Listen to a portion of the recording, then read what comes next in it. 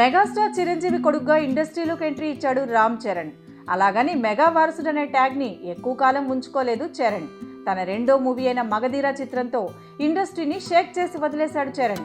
కానీ మళ్ళీ తన కెరీర్లో అలాంటి ఒక్క హిట్ కూడా పడలేదు చరణ్కి. కానీ ధృవతో ఆ ఫీట్ని మళ్ళీ చరణ్ రిపీట్ చేయడానికి ట్రై చేస్తున్నాడు. తమిళ్ మూవీ తని ఒరువన్కి రీమేక్గా ధృవ తెరకెక్కింది.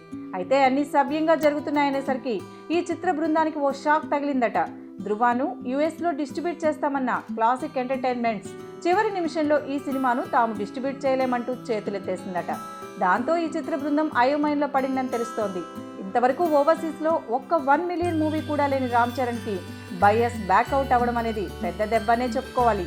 అయితే ఇది రామ్ చరణ్కే కాదు, మెగా కుటుంబానికే ఇది పెద్ద అవమానమని మెగా ఫ్యామిలీ అంటే గిట్టని వారు ప్రచారం చేస్తున్నారు. మరి ఈ విషయంలో రామ్ చరణ్ ఎలాంటి డెసిషన్ తీసుకుంటాడో వేచి చూడాలి.